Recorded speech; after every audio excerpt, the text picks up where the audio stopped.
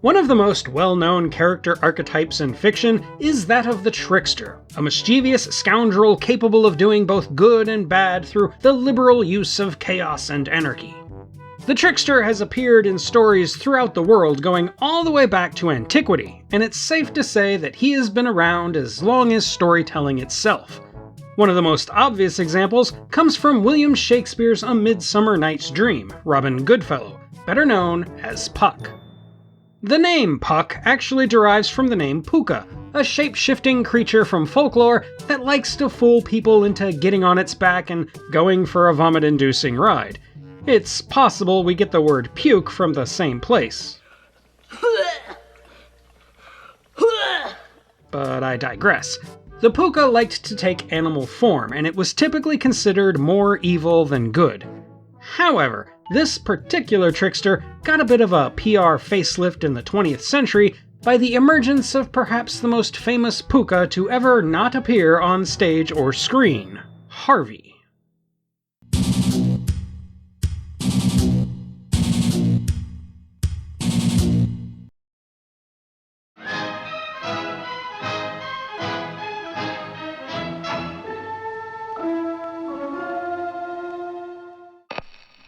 Elwood P. Dowd is a kind and gentle soul with one odd quirk.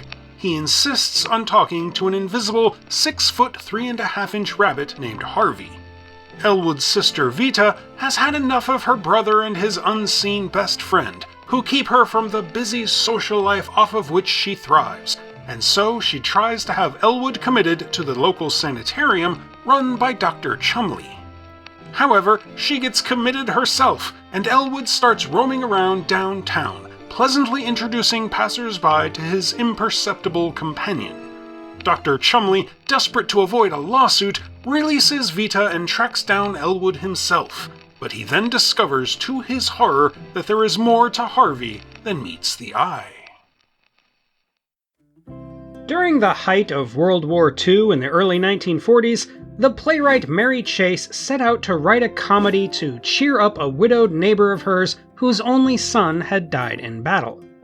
Inspired by the tall tales of the Pooka told to her by her Irish uncles, she wrote Harvey, which opened on Broadway on November 1st, 1944, to rave reviews. It became one of the most successful plays of its day, earning Chase a Pulitzer and getting the attention of the Hollywood studios. Universal subsequently won the bidding war by offering a record-breaking $1 million to Chase and the play's producer, Brock Pemberton, to be paid out in annual $100,000 increments over the course of a decade. However, under the contract, Universal couldn't actually make the film until the play finished its run.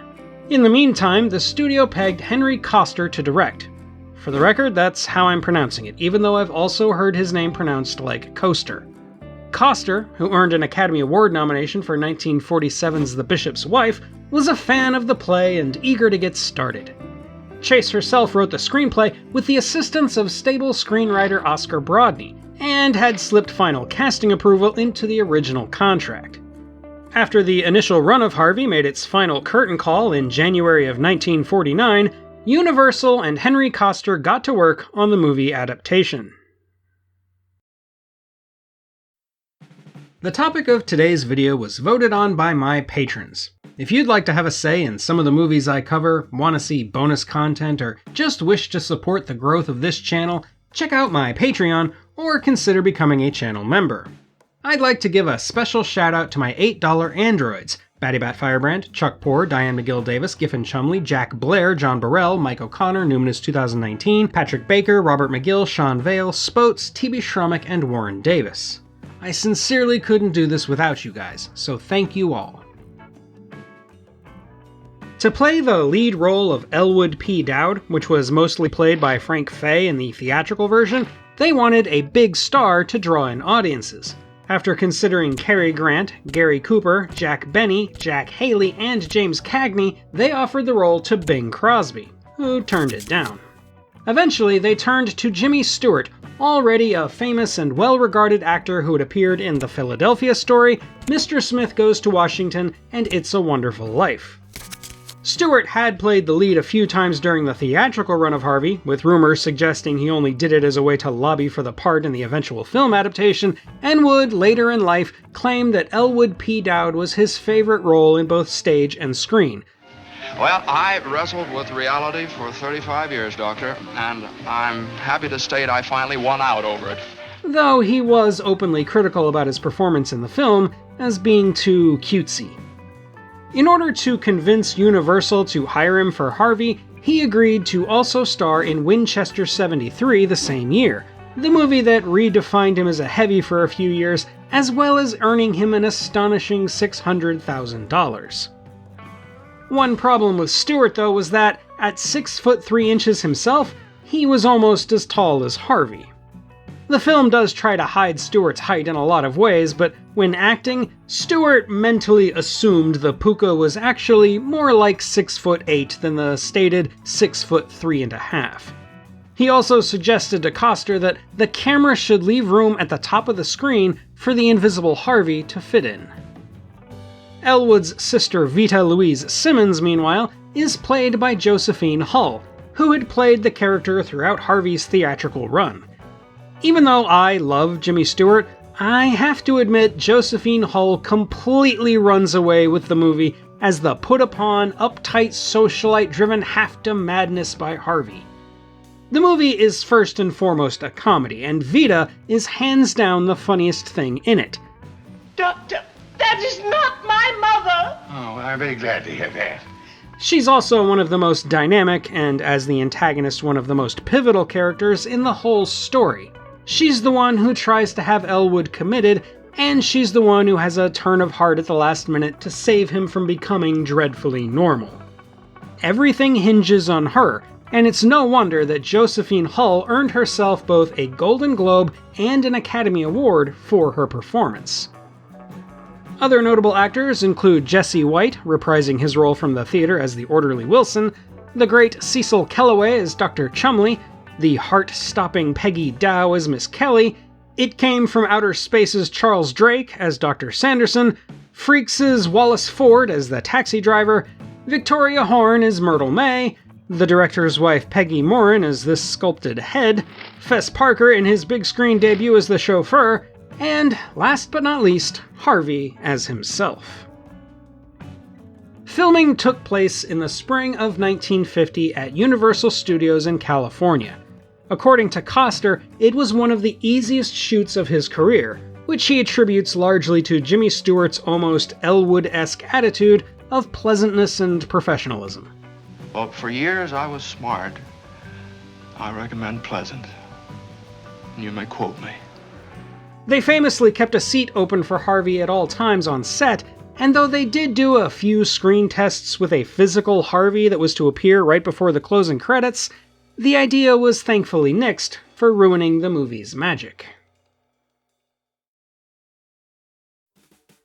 Harvey released in late December 1950, to surprisingly mixed reviews and a respectable, but not profitable, box office gross of $2.6 million in theater rentals. It did get recognition at the Academy Awards, the Golden Globes, and the Hugo Awards, and it proved to be a hit long-term. The theatrical production has been revived plenty of times, including with Jimmy Stewart reprising his role throughout the years. The film was re-released here and there to good numbers, and the movie has been remade for television multiple times, including in a 1996 version with Harry Anderson and Swoosie Kurtz that I remember being pretty good. Netflix announced work on their own version back in 2018, but there hasn't been any news about it since. Harvey, though, has stepped out of fiction and made his way into the zeitgeist, referenced throughout pop culture ever since the play debuted back in 1944, and that is his true legacy. Well, say hello, Harvey.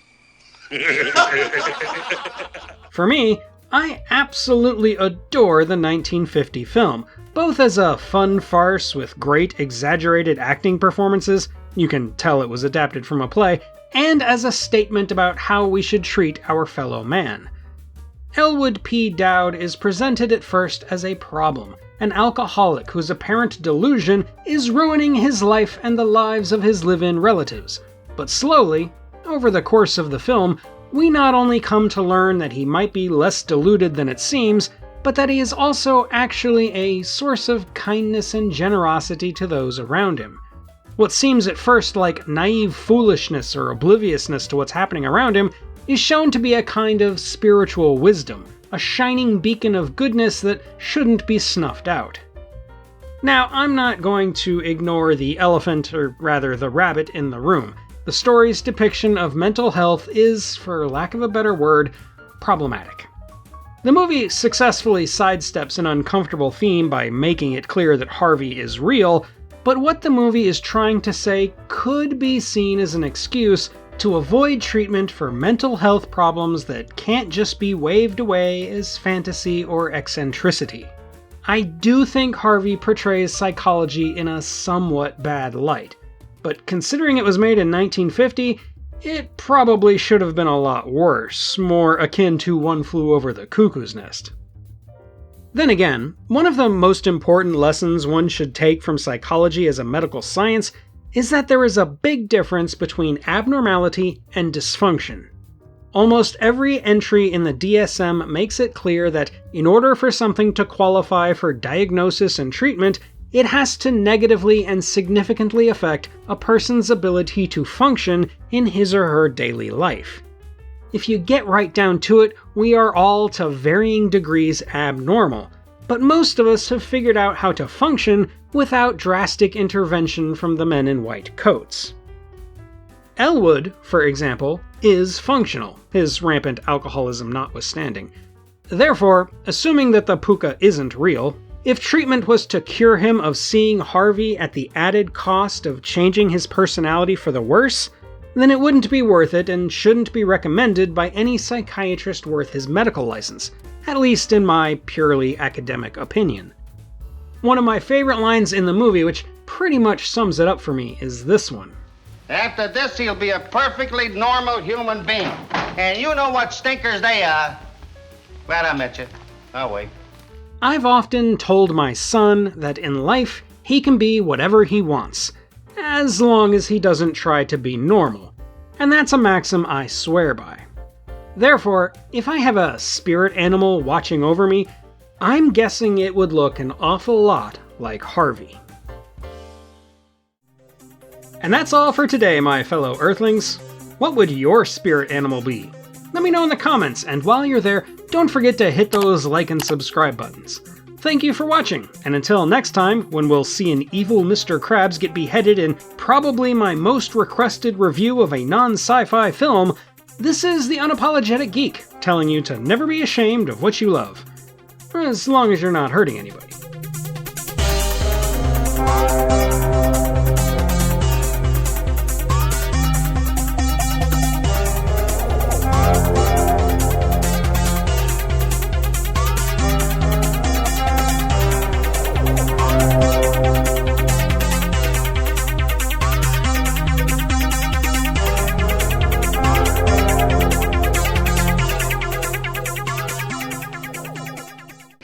Does Elwood see anybody these days? Oh, yes, Aunt Ethel. Elwood sees somebody. Yes, Aunt Ethel, he does.